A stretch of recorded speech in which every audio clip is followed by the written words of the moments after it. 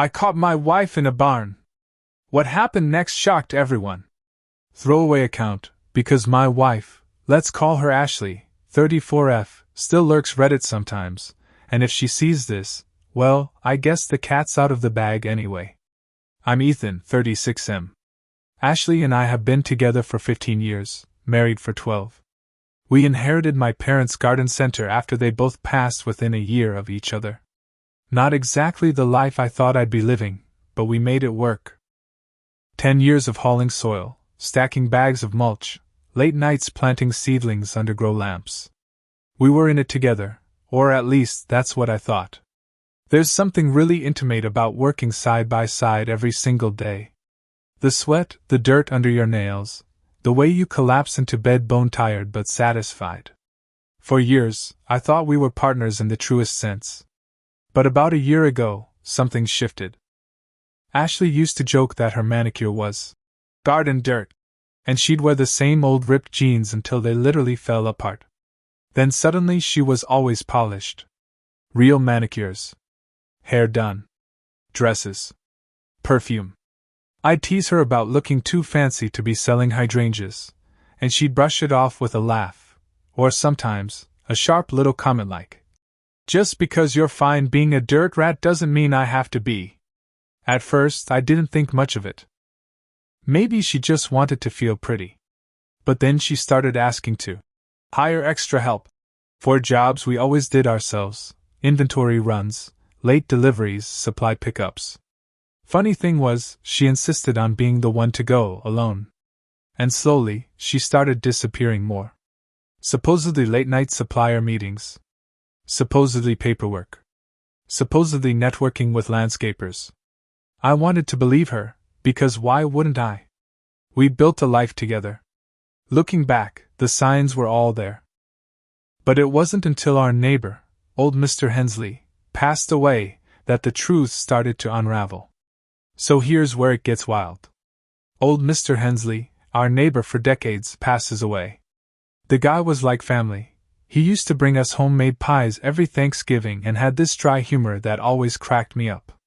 His funeral was a big deal in town. Everyone showed up, from church folks to the landscapers who bought soil from him. After the service, we all gathered in the church hall. People were eating potato salad, telling stories, doing that awkward small talk you do when grief hangs in the air. Ashley, dressed to kill in a sleek black dress that looked more cocktail party than funeral, was flitting around the room like a social butterfly. She wasn't crying, wasn't solemn, she was glowing. Which struck me as off. That's when it happened. I was standing near the coffee urn when Hensley's cousin, drunk on grief and whiskey, leaned in close to me and said, "You know, I always wondered what was going on with Ashley and that truck driver. Used to see his rig parked behind Hensley's barn at night. Guess it doesn't matter now." I laughed awkwardly, thinking he was rambling nonsense. But he doubled down. "Big blue Peterbilt chrome grille. Always after dark. Thought you knew, man. Sorry." And suddenly, puzzle pieces I'd ignored started snapping together. The sudden manicures, the dresses, the disappearing acts, the late night supply runs. I left the funeral early, stomach churning, mind racing. When Ashley got home later that night, I asked her casually, "Hey, who's the trucker with the blue Peterbilt? The one who delivers mulch sometimes?" Her face. My God, her face. For half a second, pure panic. Then she smoothed it over with a smirk and said, "You're paranoid, Ethan. He's just a supplier. Maybe focus less on trucks and more on fixing the leaky greenhouse roof." But that panic flicker was enough. So I started watching her more carefully. And 2 nights later, when she said she was meeting a distributor, I drove out. Parked a little ways down the road. Waited. And there it was. Big blue Peterbilt, parked in the shadows near Hensley's old barn. Ashley's car right beside it. I'll spare the worst details, but let's just say I saw enough through the cracked barn door to know exactly what she was doing. His hands weren't anywhere near a shipping invoice. And that's the moment my world collapsed. I waited until the next morning to confront her. I didn't trust myself not to lose it if I stormed into that barn the night before. Instead, I sat in our kitchen, staring at the cold pot of coffee I'd brewed at 2 a.m., rehearsing what I'd say. When she finally came home, hair messy, perfume mixed with sweat, wearing that same little black dress from the funeral reception, I was sitting at the table, arms crossed. "Where were you?" I asked, calm. Too calm. She rolled her eyes like I just asked if she fed the cat. "Business meeting." "I told you." "With who?" "The trucker?" Her head snapped up. "What trucker?" "The one with the blue Peterbilt. The one parked behind Hensley's barn last night. The one you were with." That flicker of panic again. Then the performance kicked in. She scoffed, threw her purse down, and went straight for the bitchy defense. "Oh my God, Ethan. You sound insane. Do you hear yourself? Spying on me? Lurking around barns at night? No wonder I don't want to be around you sometimes, you're suffocating."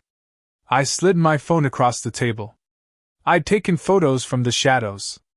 Not everything, but enough. Her pressed against him, his hands all over her, lips at her neck. She froze. Then, unbelievably, she laughed. "Wow. Creepy stalker much? You sit there taking pictures instead of trusting your wife. Real man you are." That's dumb. She flipped it so fast, like I was the bad guy, the failure, the insecure husband who wasn't enough. When I pressed, she finally snapped. "Fine. So what if I needed attention? You're boring, Ethan. All you care about is dirt and plants and that stupid garden center. Do you even remember the last time you touched me like a woman instead of a coworker?" Her words hit like a sledgehammer. Not because they were true, I'd tried, God knows I had, but because they were cruel, designed to gut me. She stormed off to the bedroom, slamming the door. And I just sat there, heart in pieces, realizing the woman I thought was my partner had turned into someone who could lie to my face, cheat in a barn, and still somehow make it my fault. I won't sugarcoat it, that week almost broke me. After the confrontation, Ashley acted like I was the one who'd committed the crime. She barely spoke to me, and when she did, it was sharp little daggers. "Maybe if you hit the gym instead of sitting on your ass all day, I wouldn't need attention elsewhere." Or, "You're acting pathetic, Ethan. Grow up." Meanwhile, my brain was on fire. I couldn't sleep. Every time I closed my eyes, I saw her in that barn with him. Heard her little gasps, the way she tilted her head back for him, stuff I should have never had to see. I kept replaying her words, wondering if maybe she was right. Was I boring? Had I let myself go? Was I not enough? I started staring at myself in the bathroom mirror, pinching the small gut I'd put on after 10 years of beer and late-night takeout from long days at the garden center. She had manicures and dresses now, and I had calloused hands and dirt under my nails. Maybe I really was a downgrade. My family noticed something was off almost immediately. My sister, Kayla, showed up one evening with her kids and gave me that long, pitying look only sisters can give. "You okay, Ethan? You look like hell." I couldn't tell her. Not yet. My parents were gone, and I couldn't bear dumping this on my siblings without proof of what was really happening. But inside I was crumbling. Humiliated. Furious. I'd given Ashley everything. 10 years of my back breaking in that greenhouse, 10 years of shared sweat and sacrifice, 10 years of building a life together. And this is how she repaid me? By sneaking off to a truck driver like I was some disposable placeholder until something shinier came along? I started journaling at night just to keep my thoughts straight. Pages of rage, sadness, disbelief. Some nights I wanted to scream. Other nights I just sat in the dark greenhouse, listening to the hum of the grow lights, wondering how the hell the woman I married became this stranger. And yet, even through the pain, one thought kept clawing its way into my head. She thinks I'm weak. She thinks I'll just take it. And that was the first spark of what came next. After a week of silent treatment, gaslighting, and Ashley parading around like she was the victim, something in me snapped. It happened on a Wednesday night. She came home late again, smelling like cologne that wasn't mine, dropped her purse on the counter, and without even looking at me said, "You left the trash full again. No wonder I get headaches being here." That was it. That was the moment. I felt this strange calm wash over me, like a switch flipped. She wasn't going to break me. She wasn't going to walk all over me and get away with it. So instead of blowing up, I smiled. I apologized. I played along. I acted like the weak, guilty husband she thought she had wrapped around her finger. But inside, I was already planning. I started digging into the garden center's finances, and guess what? She'd been using business money for her little rendezvous. Hotel charges disguised as supply chain travel. Dinners at steakhouses we'd never set foot in. She even billed lingerie as uniform expenses. My jaw clenched so tight I thought my teeth would crack. That's when I knew I wasn't just going to leave her. I was going to take back my dignity, my family's legacy, and make damn sure she never saw me as the pathetic dirt rat husband again. I called my younger brother, Matt, who works in real estate. Over a couple beers in the garage, I told him everything, the affair, the lies, the financial fraud. He didn't even flinch. Just said, "You want her gone? I'll help you make it clean." And for the first time since this nightmare started, I felt something besides pain. I felt power. She wanted to play dirty? Fine. But I knew dirt better than anyone. And I was about to bury her in it. Once Matt was in on it, the whole plan started taking shape. I didn't confront Ashley again. Didn't mention the barn. Didn't show my rage. I went back to being the dependable, quiet husband. I fixed the greenhouse roof, brought her coffee in the mornings, even complimented her new dresses. She probably thought she'd gaslit me into submission. Meanwhile, I was busy behind the scenes. Matt put me in touch with a competitor, a chain garden center that had been eyeing our location for years. With his help, I negotiated a deal to sell my half of the business without Ashley having a clue. All the paperwork went through my lawyer, and I made sure to keep my name off anything she might stumble across. At the same time, I started quietly documenting everything. Screenshots of her business expenses, the photos I'd taken of her with Truck Boy, even a copy of the garden center's credit card bill showing lingerie charges. I kept it all in a folder marked Taxes 2023. I knew she'd never open that. But I wasn't just planning an escape, I wanted impact. I wanted her to feel the humiliation she had shoved down my throat. So I started dropping little hints like bait. Asking her what she'd do if she didn't have the garden center anymore. Asking if she thought her trucker could support her if she gave it all up. She'd laugh, toss her hair, and say, "Please, Ethan. He's got money. More than you'll ever make selling petunias." Every time she said things like that, it only fueled me more. She thought she had traded up. She thought I was weak. But soon, she was going to find out just how strong a man can get when his back's against the wall. Just when I thought Ashley couldn't dig the hole any deeper, she proved me wrong. One Saturday afternoon, my sister Kayla stopped by with her kids. We were in the backyard while the kids ran through the sprinkler. Kayla leaned in and whispered, "Ethan, I don't know how to tell you this, but Ashley's been running her mouth. She was bragging at the salon about some guy with a truck. Said she finally had a real man who knew how to handle her. People are talking." My stomach dropped. Not because I didn't already know, but because she was out there humiliating me in public, turning my private hell into small-town gossip. Later that night, Ashley came home tipsy, smelling like whiskey and cheap aftershave. She kicked off her heels, flopped onto the couch, and smirked at me. "You ever wonder why I come home so late, Ethan? Maybe if you weren't so damn predictable, I wouldn't need to get my kicks elsewhere." She wanted me to break. She wanted me to explode so she could pin me as the crazy, jealous husband.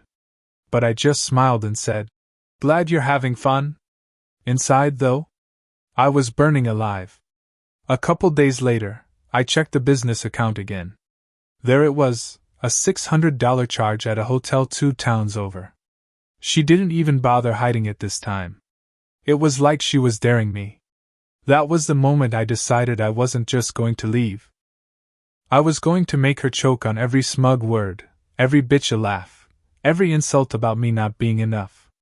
I wasn't going to let her walk away thinking she'd traded up. No, when I was done, she'd realize she'd thrown away the best thing she ever had. By this point, my rage had cooled into something sharper. Not fire, steel. Ashley thought she'd broken me. She strutted around the house like a queen, her nails clicking on her phone screen, texting God knows who while I sat across the room pretending to watch TV. Every once in a while she'd toss a cruel comment my way, like, "You really gonna wear those same jeans again? No wonder people think you're just some dirt farmer. The trucker says I deserve better." Honestly, he's right. Each insult was fuel. And every smile I gave back was another brick in the trap I was building. Behind the curtain, the deal with the competitor was almost finished. Matt and I met late nights in diners, signing papers, making sure every cent of my half of the business was safe and untouchable. I'd lined up a new place to stay, too, a small cabin near the lake, quiet, hidden mine. And I wasn't just preparing financially. I was preparing emotionally, too. Therapy sessions in secret. Long runs at night until my legs burned. I even started lifting again with my brother. Every day I could feel myself getting stronger, steadier, calmer. But the real weapon wasn't my body. It was the folder. That fat little folder of photos, receipts, credit card statements, and screenshots. Her lies, her insults, her betrayal, all neatly documented. I tucked it into my briefcase like it was a holy book. The plan was simple: wait for the sale to close, drop the bomb, walk away clean. But fate decided to add one last twist before I got there. Because the night before the papers were signed, Ashley came home early. And she wasn't alone. It was a Thursday night. I was half asleep on the couch, some old rerun droning on the TV, when I heard tires crunch on the driveway. Headlights swept across the living room wall. Ashley wasn't supposed to be home for another 3 hours. I sat up, and that's when I heard it, her laugh. That fake, high-pitched giggle she used when she was trying too hard to impress someone. Then a man's voice, low, drawling. "Truck boy." I froze, heart pounding, as the front door opened. They stumbled inside, his hand already on her waist, her lipstick smeared.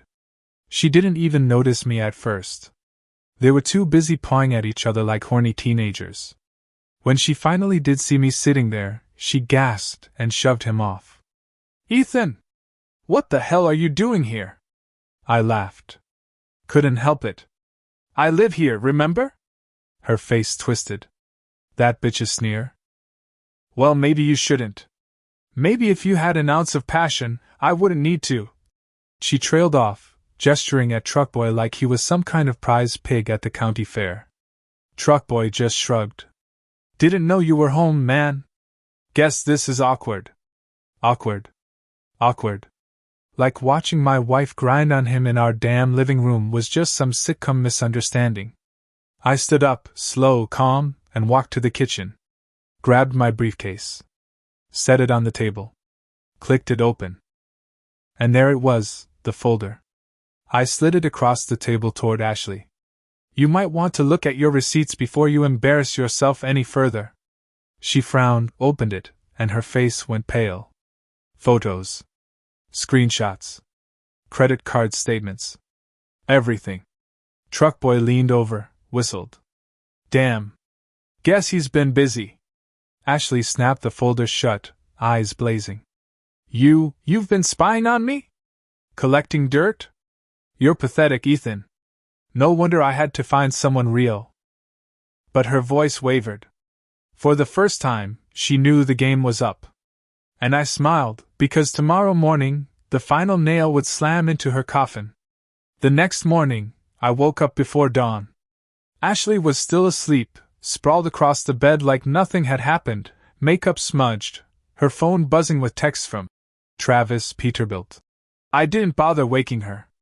I just grabbed my briefcase and drove downtown to my lawyer's office. By 10 a.m., the papers were signed. My half of the garden center, the business my parents built with their bare hands, was sold to the competitor. The money was wired into an account in my name only. Clean. Irrevocable. Ashley didn't know a thing. I came home at noon calm as ever. She was in the kitchen, sipping coffee, scrolling her phone. When I walked in, she shot me that smug look, like she still thought she had the upper hand. You look chipper. Decide to finally get over yourself? I set a copy of the sale contract on the table. Her eyes skimmed it, and her face drained of color. You sold your half? I nodded. Yep. Effective this morning. The new owners take over next month. You'll need to negotiate with them if you want to keep working there. She slammed the paper down, voice rising. You can't just sell without me. That's our business. I leaned in, voice steady. No, Ashley. It was my family's business. And I just made sure you don't get to ruin it any further. Her jaw dropped. She actually stomped her foot, like a child denied a toy. Do you realize what you've done? You've destroyed us. I laughed, bitter and sharp. No. You destroyed us. I just cleaned up the mess. She tried to pivot, of course. Tears, apologies, grabbing at my arm like suddenly she wanted to save the marriage. Ethan, baby, we can fix this. He didn't mean anything. I was lost, I was lonely, but you're my real partner. But I'd seen the way she looked at me when she thought I was broken. I'd heard the venom in her insults. And for the first time in months, I didn't feel weak. I felt free. The news spread faster than I expected. Small towns run on gossip, and once word got out that the garden center had been sold, everyone started asking questions. Ashley was blindsided. She showed up at the shop the next morning, stomping around in her designer heels, demanding answers from the staff. My sister Kayla, who'd come by to pick up some plants, told me later she'd never seen Ashley so unhinged, shouting, "This is my place! He can't do this to me!" But it was already done. The new owners didn't give a damn about her tantrum. To them, she was just an employee, if that. Worse for her, Travis the trucker wasn't exactly the knight in shining chrome she'd made him out to be. Without my business account footing the bill for her hotel stays and dinners, their romance dried up quick. Within 2 weeks, she found out he had a wife in another county. And kids. She came home one night, mascara streaked down her cheeks, and spat. You ruined everything! If you hadn't interfered, I'd still have. I cut her off. You'd still have what? Your side piece? My money? The garden center you leeched off while mocking me? No, Ashley. You ruined everything. I just finally stopped letting you drag me down with you. She lunged for the folder on the counter, the one with all her lies and receipts. She tried to tear it up, screaming that I was abusive and obsessed. But I'd already made copies. Sent one to my lawyer. Sent one to my brother. Hell, even emailed a sealed file to myself. She couldn't erase it. She couldn't spin it. The final blow came when my family, Kayla, Matt, and even my dad's old friends, cut her off completely. Kayla told her flat out, "You spit on my brother while he broke his back for you. Don't bother calling me again." Ashley had built her image in this town as the polished, perfect wife. Now everyone saw her for what she was, selfish, cruel, and fake. And for the first time, I didn't feel humiliated anymore. I felt vindicated. The night I walked out of that house, I carried nothing but a duffel bag and my briefcase. I left the furniture, the wedding photos, even the damn coffee maker she always claimed was hers. I drove straight to the little lake cabin I'd rented under my own name.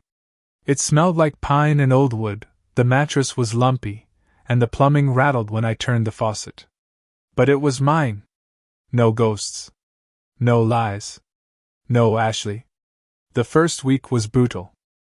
I'd lie awake at night, staring at the cracked ceiling, replaying every insult she ever threw at me, boring, predictable, not enough.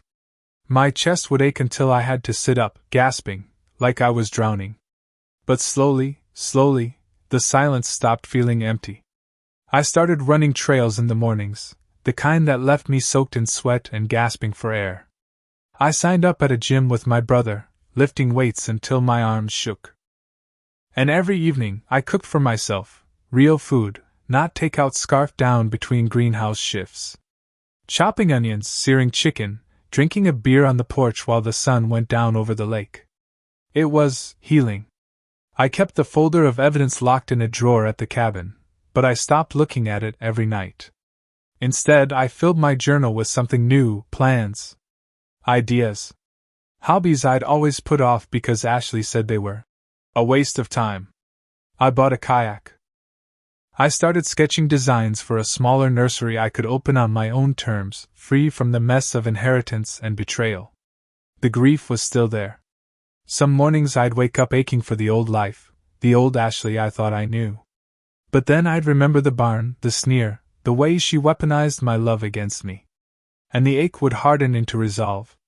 She hadn't just betrayed me. She'd freed me. And I wasn't about to waste that freedom.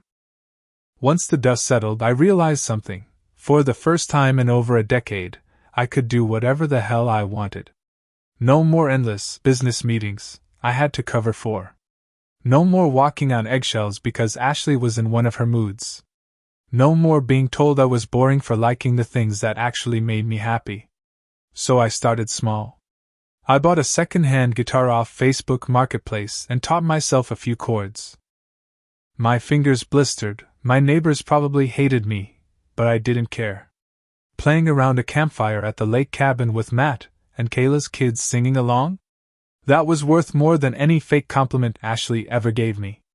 I took a weekend trip, just me, my kayak, and a cooler full of beer. Drove 6 hours to the mountains, camped by the river, and fell asleep to the sound of water rushing over rocks. Woke up sore, smelling like smoke, grinning like a fool. And then, I booked a real trip. Something I never thought I'd do: Italy. A hiking and food tour. Me, the guy who once thought leaving the county for mulch deliveries was travel. I ate pasta in Rome, drank wine in Tuscany, and kayaked off the Amalfi coast. Every step of the way, I felt lighter. Like every insult Ashley ever threw at me was sliding off, replaced by something stronger. I even started dating again, not seriously, just dipping my toes in. A woman I met on the Italy trip still texts me photos of her dog every morning. Another girl from the gym laughs at my bad guitar covers and insists I should start an Instagram. For the first time in years, I wasn't worried about whether I was enough. Because I finally knew I was. 6 months out, I barely recognized the guy who sat at that kitchen table begging for answers. The garden center? Gone, but I don't miss it. I'd opened a small nursery on my own, half the size, twice the heart. No big trucks, no fake bookkeeping, no Ashley. Just me, some part-time help, and rows of plants I actually enjoy tending. Customers come by for advice, not just products, and I love it. The lake cabin has turned into home. I fixed the plumbing, repainted the walls, even strung up lights on the porch. Kayla's kids call it Uncle Ethan's fort. Matt and I grill out there on weekends. My mom's old rocking chair sits by the window, and when I read in it at night, I feel closer to my parents than I ever did running the business. Ashley? Last I heard, she's working part-time at a nail salon, living in a rental apartment across town. Travis the trucker ghosted her completely. Word is, she's been showing up at bars, loud and sloppy, trying to flirt her way into another upgrade. People aren't buying it anymore. The shine's gone. Do I feel sorry for her? Sometimes. But then I remember the sneer in her voice when she said I wasn't enough. Turns out, I was always enough, just not for her. And that's okay. Because I've got more peace, more joy, and more self-respect now than I ever had with her hanging on my arm. The chapter with Ashley closed the day I signed those papers. This new one? It's all mine. If you've stuck with me this far, Here's what I'll say to anyone reading who suspects something's off in their relationship: trust your gut. The little things you brush aside, the sudden manicures, the late nights, the weird comments, they add up. I spent months doubting myself, letting Ashley convince me I was paranoid, boring, not enough. She gaslit me so hard I almost believed I deserved her betrayal. But the truth? Her cheating wasn't about me being lacking. It was about her being empty. She chased thrills and validation because she couldn't stand still long enough to face herself. And me? I learned that no amount of sacrifice or hard work can save a marriage if the other person's already decided to burn it down. The betrayal cut deep, still does some nights, but revenge wasn't just about hurting her. It was about reclaiming my dignity, my family's legacy, and my own damn life. Watching her crumble without me wasn't satisfying because I wanted her ruin. It was satisfying because I finally saw clearly, she never had the power she thought she did. Now I run my nursery, I kayak on weekends, I play terrible guitar songs for my niece and nephew, and I sleep better than I have in years. So if you're in the same boat, here's my advice. Don't ignore the signs. Don't let them convince you that their betrayal is your fault. And when you walk away, walk tall. Because sometimes, losing the person you thought was your world is exactly what you need to finally build your own. I have many other stories. Go to my channel, subscribe so you don't lose us. Give me a thumbs up.